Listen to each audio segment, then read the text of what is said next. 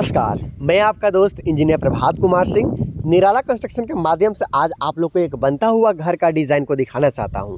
दोस्तों, इस घर को बनाने में अब तक टोटल कितना रुपये का खर्चा आया है इसके बारे में बता दूंगा, साथ में किस तरीके से पूरा काम किया गया है इसके बारे में भी हम लोग इसी वीडियो में जानने वाले हैं। ज़्यादा लेट ना करते हुए चलिए पार्ट वाइज देखते हैं कि इस घर का काम को किस तरीके से किया गया है। जैसे कि इस घर का फ्रंट व्यू में अगर बात किया जाए मेन इंट्रेंस का, तो लगभग 4.5 फीट बाई 7 फीट के आसपास तक यहाँ पे मेन इंट्रेंस है वो रखा गया है। इस घर का फ्रंट लगभग 40 फीट के आसपास का रखा गया है। यहाँ पे जो जगह देख पा रहे हो तो घर के अंदर में इस जगह को पार्किंग के लिए यूज़ किया जाएगा या फिर वेटिंग एरिया बोल सकते हो। अंदर चल के दिखाऊंगा। और ये जो आप जगह देख पा रहे हो यहाँ पे इस घर के लिए सीढ़ी का निर्माण है वो किया जा रहा है, बिल्कुल घुसने के साथ ही। तो ये देख सकते हो यहाँ पे मेन इंट्रेंस लगभग बीचों बीच। ज़्यादा लेट ना करते हुए घर के अंदर भी चलेंगे, देखेंगे किस तरीके से काम किया जा रहा है। लेकिन उससे पहले देख लीजिए कि ब्रिक वर्क का जो काम है या फिर जो स्लैब कास्टिंग से पहले का जो कॉलम का काम है वो पूरा कंप्लीट कर लिया गया है। कॉलम का ढलाई भी कर लिया गया है।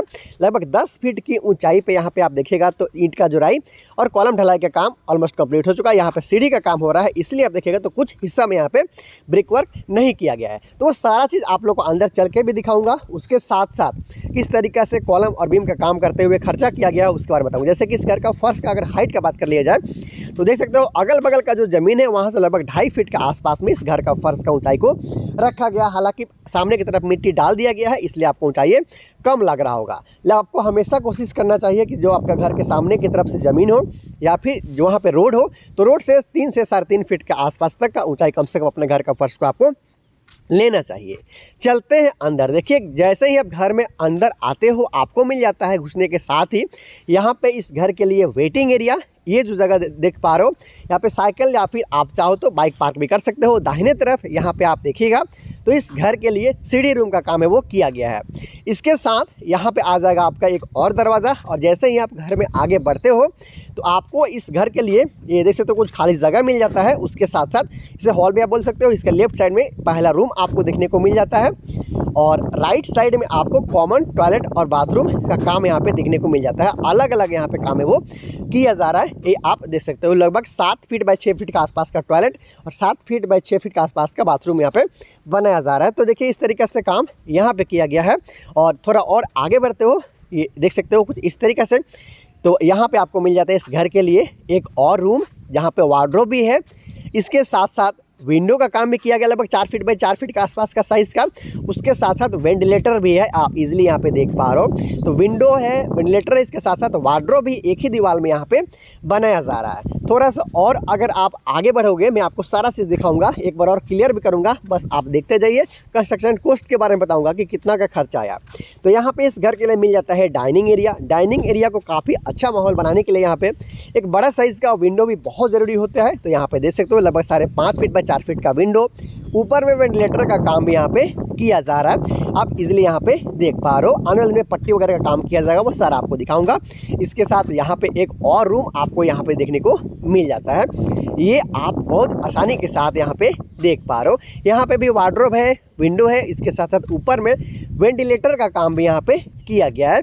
बहुत ही आसानी के साथ आप देख पा रहे हो कि अब तक जो भी आपने रूम देखा उसमें वार्डरोब के साथ साथ विंडो और वेंटिलेटर का बिल्कुल प्रॉपर तरीके से काम यहाँ पे किया जा रहा है। थोड़ा और आगे बढ़ेंगे हम लोग तो जो पीछे वाला हिस्सा है वहाँ पे एक एग्जिट डोर भी दिया गया है, उसके बारे में भी आप जान लीजिएगा। बहुत ज़्यादातर लोग आजकल एग्जिट डोर का प्रयोग करते हैं और प्रत्येक घर में होना चाहिए एक बड़ा मेन एंट्रेंस और एक छोटा सा एग्जिट डोर।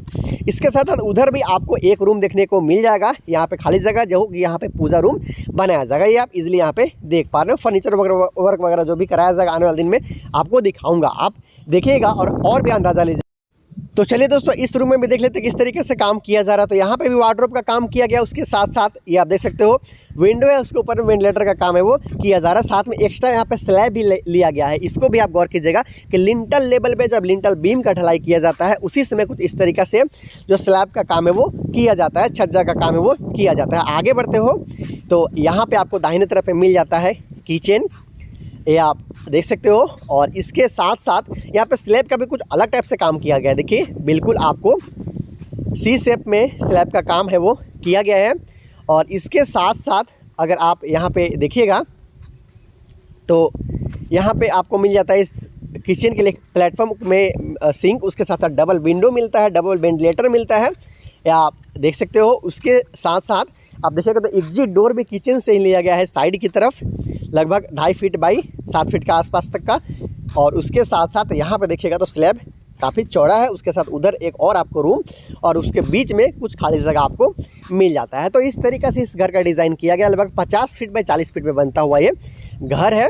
और आप इजीली यहाँ पे देख पा रहे हो कि किस तरीक़ा से यहाँ पे बिल्कुल स्मार्टली 4 बेडरूम के साथ में hall, dining area, kitchen, toilet, bathroom के साथ सीढ़ी, पूजा रूम, उसके साथ साथ वेटिंग एरिया भी निकाला गया है।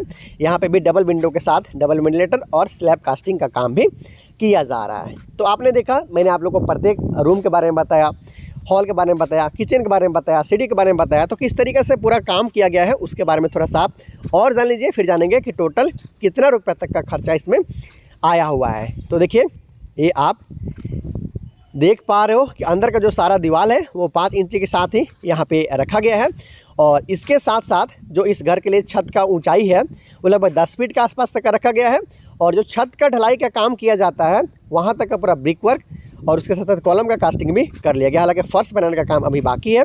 ब्रिक वर्क, जो ब्रिक सोलिंग है उसका काम भी बाकी है। यहाँ पे देख सकते हो मिट्टी का भराई तक का जो बैक फिलिंग होता है उसका काम किया जा चुका है। एक बार फिर से बता देता हूँ, चलिए मैं आपको, क्योंकि बहुत सारा चीज़ एक बार दिखाने से आप लोग कन्फ्यूज भी हो जाते हो बहुत सारे लोग, तो एक बार फिर से दिखा देता हूँ बिल्कुल स्टार्टिंग से, तो आप लोग को समझ में आएगा। साथ में कितना का खर्चा लगा है इसके बारे में भी अभी आपको बता दूंगा। तो मेन एंट्रेंस से जैसे ही आप घर में एंटर करते हो, यहाँ पे आप वेटिंग एरिया बोल लो या फिर आप इसे पार्किंग एरिया बोल लीजिए। उसके साथ साथ अगर बड़ा उसका गेट कर देते हो तो आप कार पार्क भी आप कर सकते हो। उसके साथ साथ इधर आपको मिल जाता है इस घर के लिए सीढ़ी रूम। और सर आगे आते हो तो यहाँ पे आपको मिल जाता है इस घर के लिए हॉल, उधर कॉमन टॉयलेट और बाथ।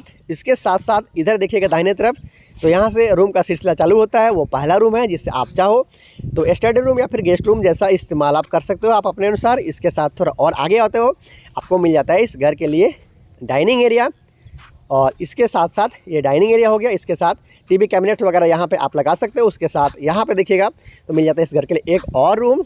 उसके साथ साथ इधर अगर आप आ जाते हो तो उधर आपको एक और रूम, उसके साथ एक और इधर रूम है। उसके साथ साथ थोड़ा और आगे चलते हैं, थोड़ा और आगे बढ़ते हैं पीछे की तरफ, तो ये रूम है आप देख सकते हो। और इसका जस्ट अपोजिट आप देखिएगा तो आपको किचन देखने को मिल जाता है। तो इस तरीके से किचन का काम भी यहाँ पे किया जा रहा है। तो दोस्तों, अब तक का जो भी काम किया गया उसके बारे में मैंने आप लोग को जानकारी दिया कि आखिर किस तरीके से इस घर को बनाया जा रहा है। नीचे का फर्श के बारे में बताया।